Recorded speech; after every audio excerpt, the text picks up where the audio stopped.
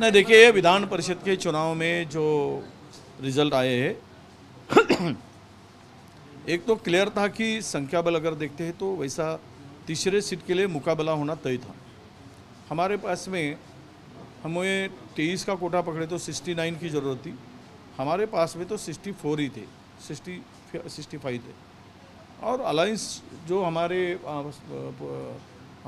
कुछ छोटा पार्टी है उसके साथ में बातचीत हमने की थी और उनको भी साथ में लेकर चुनाव को सामने जाना था और हो गया। ठीक है, हमारे पास में वैसे भी 2 ही कैंडिडेट का कोटा होने के बाद भी हमने तीसरा कैंडिडेट खड़ा किया और हमने कोशिश की और रिज़ल्ट जो था वही आना था। वैसे भी अनफोर्स करते तो 2 ही हमारे हिस्से में आते थे।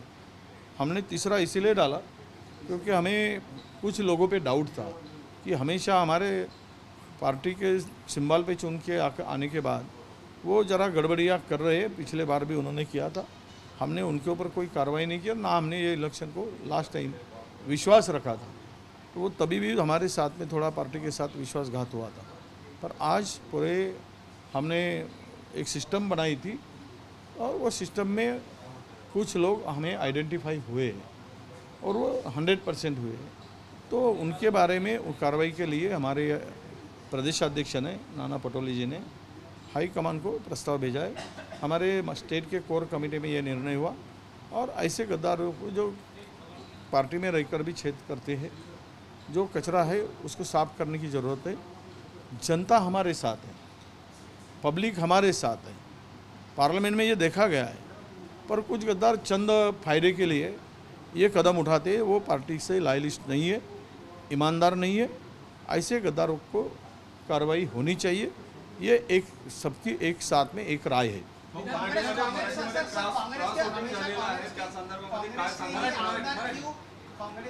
नहीं, देखिए जिशान के पिताजी पहले ही जा चुके हैं अजीत दादा के साथ, बाबा सिद्दीकी, ये तो सबको पता है ना। नांदेड़ के लोग भी अशोक चौहान के साथ में 2 लोग पहले से थे। अब पार्टी करके और हमारा व्हीप भी लिया क्योंकि कार्रवाई टालने के लिए, पर वोटिंग में उन्होंने भी गद्दारी की। वो हमारे खोजकर भी जो थे वो भी थोड़ा सा गड़बड़ कर रहे थे, तो उनके ऊपर भी हमारा वाच था। अब हमारे खोड़के भी थे, ये सुलभा ताई, उन्होंने भी उनके मिस्टर अजीत दादा के साथ में ही घूमते, उनके ऊपर भी हमारा चाहिए उतना विश्वास नहीं। तो ये तो हमने तय किया था कि ये 4-5 लोग 6 लोग हमारे लिस्ट में डाउटफुल ही थे और वो निश्चित रूप से अभी हमने चेक किया तो कुछ लोग छपटे उसमें। मैं अभी नाम नहीं लूँगा, पर वो हाईकमान जब कार्रवाई करेगी तो नाम पता चल जाएगा।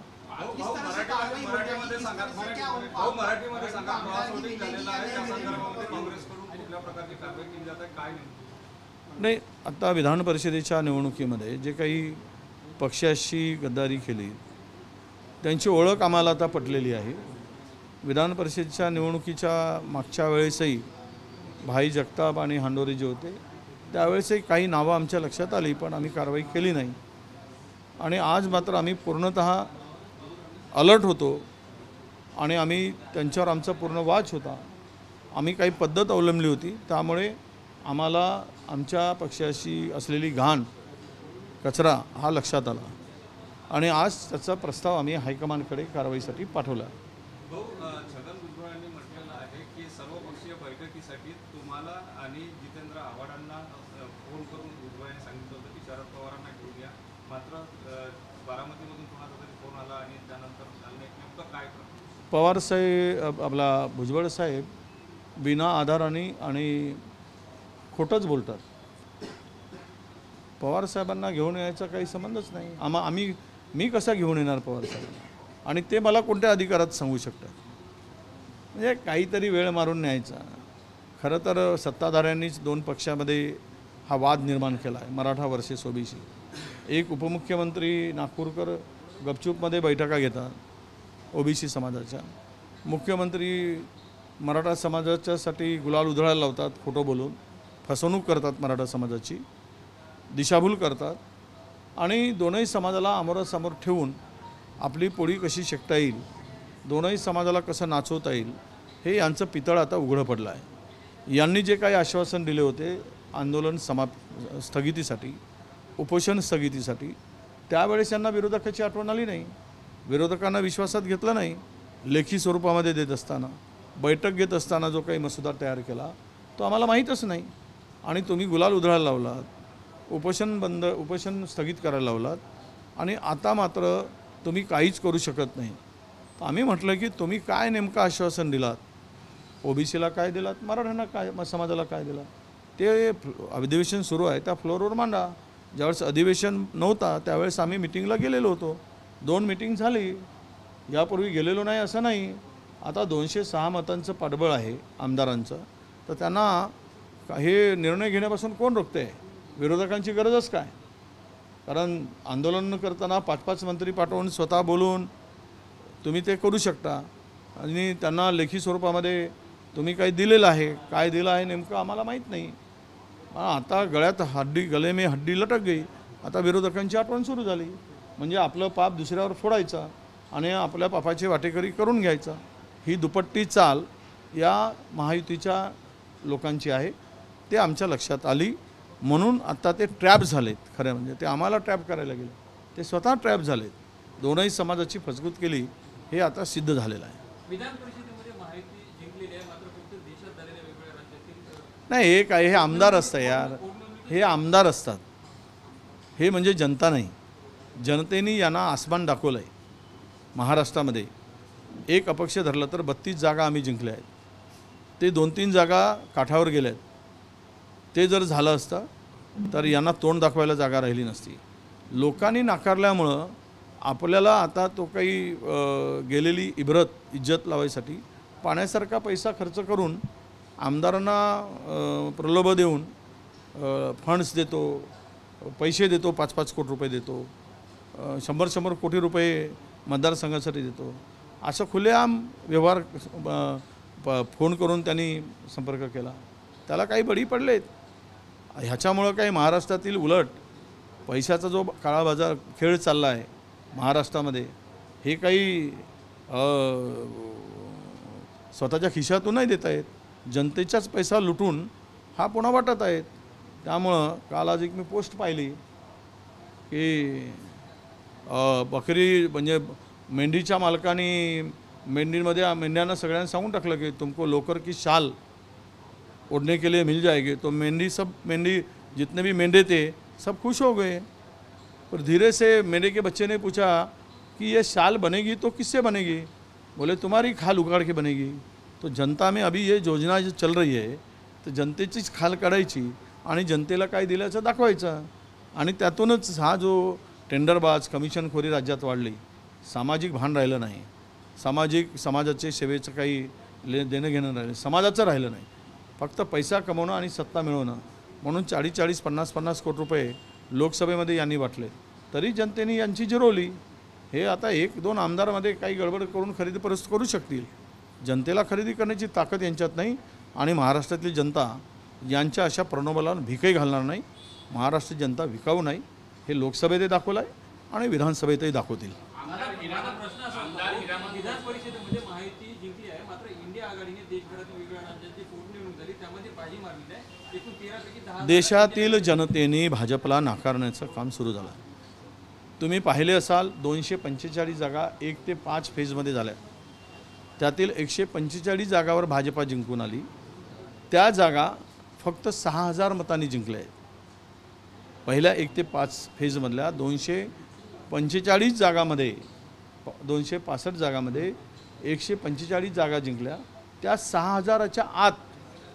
याचाच अर्थ स्पष्ट आहे की भारतीय जनता पक्षाला लोकांनी, मोदी सरकार असेल, भाजपा असेल, यांना लोकांनी नाकारायचं ठरवलं आहे, नाकारले. हे आत्ता पोटनिवडणुकीच्या निकालावरून स्पष्ट होत आहे. इथे धार्मिक स्थळावरच्या जागा यांच्या घात. मला वाटते आज विधानसभेमध्ये इथली हिमाचल प्रदेशमधली एक जागा ती सत्ता असताना हारली. कुठलं ते धार्मिक स्थळ आहे तिथली? बद्रीनाथ. आता उत्तराखंडची बद्रीनाथ असेल, देवसुद्धा यांच्यावर आता कोपलेले आहे. मी काल भाषणातून सरळ सांगितलं, त्यांनी रामटेक हरली, त्रिवेंद्रम हरली, त्यांनी अयोध्या हरली, नाशिकची हरली, काळाराम मंदिर जिथे आहे पंतप्रधान गेले होते, जिथे राम आहे इथे यांचं तमाम काम झालेलं आहे. कारण रामाला फसवण्याचं काम, रामाच्या नावाने देवाच्या नावाने राजकारण करण्याचं पाप जे करतील त्यांना त्यांची जागा दाखवतील. आता जय श्रीराम म्हणणं कमी झालं आहे, आता दुसरा नवीन काढतील काहीतरी, जय जगन्नाथ म्हणतील, छत्रपती शिवाजी महाराजांचं नाव घेतील, फसवतील.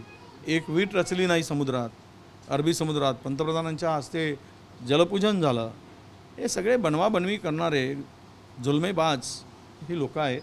त्यामुळे जनतेला कळून चुकलं आहे आणि यांची जागा विधानसभेमध्ये 200 के पार आणि महाविकास आघाडी की सरकार हा नारा गुंजणार.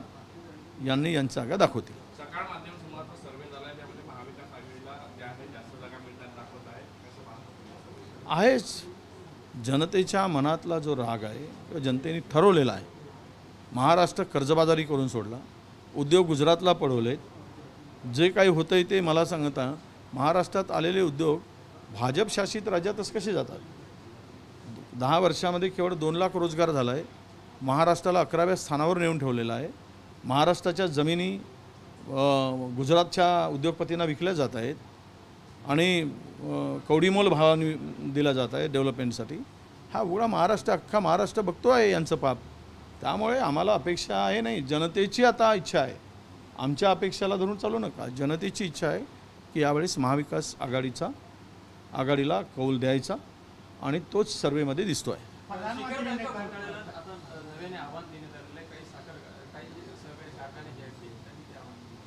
काय आता ते त्यांचं सोयीचं राजकारण आहे. कोणाला क्लीन चिट देतील, कोणाच्या फाईलीच दिसत नाही म्हणून सांगतील. परवा आपण पाहिलं आहे की वाईकरांची एकदम क्लीन चिट दिली. आता हे जो जाईल भाजपाचा साथ तर तो स्वच्छ होऊन बाहेरच पडणार. कारण कमल छाप तुमचा निरमा पावडर आणि भाजपाची ते काय म्हणतात वॉशिंग मशीन, भाजपाची वॉशिंग मशीन आणि कमल छाप निरमा तो पावडर, वॉशिंग पावडर हे टाकला की धुवून निघतात. दिवस येतात प्रत्येकाचे. उद्याचा दिवस आमचाही येणार आहे. मग हे स्वच्छ किती आहेत, कुठल्या मशीनमधून साफ झाले आहेत, तर त्या आम्ही तो प्रयत्न करू ना. मग प्रधानमंत्री ने कल कहा कि 8 करोड़ लोगों को हमने रोजगार दिया है, नौकरी दी है, ऐसा कल प्रधानमंत्री ने। वो तो बेरोजगारी के लिए पुलिस के भर्ती में डॉक्टर, इंजीनियर और MBA ये बच्चे खड़े नहीं होते थे 8 करोड़ लोगों को अगर रोज़गार देते तो। 84 लाख लोगों को 5 किलो अनाज बांटने की मुसीबत ही नहीं आती थी। तो ये जो चल रहा है जुमलेबाजी, फिर भी झूठ बोलकर झूठ नैरेटिव, फेक नैरेटिव सेट करने का वो जनता समझती है। हमने 25 करोड़ लोगों को हमने BPL रेखा के ऊपर निकाला, ऐसे बात किया गया। और दूसरी तरफ 84 करोड़ लोगों को आप अनाज दे रहे हो, तो ये जुमलेबाजी लोगों को समझती है। ये कोई गलत ये नहीं, लोग समझ जाएंगे और लोग इनको अपनी जगह दिखाएंगे।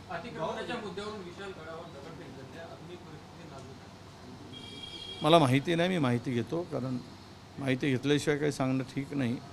तो याआधी भुजबळांनी म्हटलं होतं की ओबीसी एल्गार सभेमध्ये म्हटलं होतं की पवार साहेबांनी मंडल आयोग महाराष्ट्रात लागू केला, मात्र आता ओबीसी बद्दल त्यांच्या मनात राग। हे बघा, भुजबळ सोयीचं राजकारण करतात। नेमका भुजबळांचं जर आपण हे तपासलं तर ते कोणाबरोबर आहे आणि जे स्टेटमेंट करतायत ते कुणाच्या इशाऱ्यावर करतायत। एकदा त्यांचा म्हणजे नार्को टेस्टच करावी, मी तर असं म्हणेन। ते इशाऱ्यावर कोणाच्या बोलत आहेत हे स्पष्ट होईल।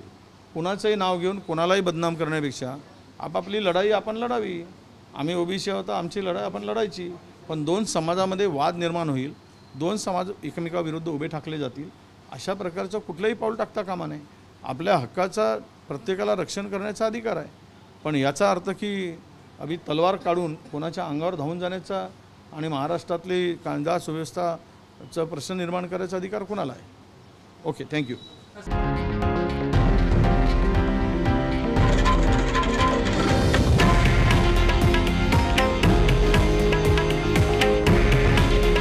हे आहे देशातील नंबर 1 न्यूज नेटवर्क आणि आपण पाहत आहात TV9 मराठी. काळजी तुमची, हित महाराष्ट्राचं.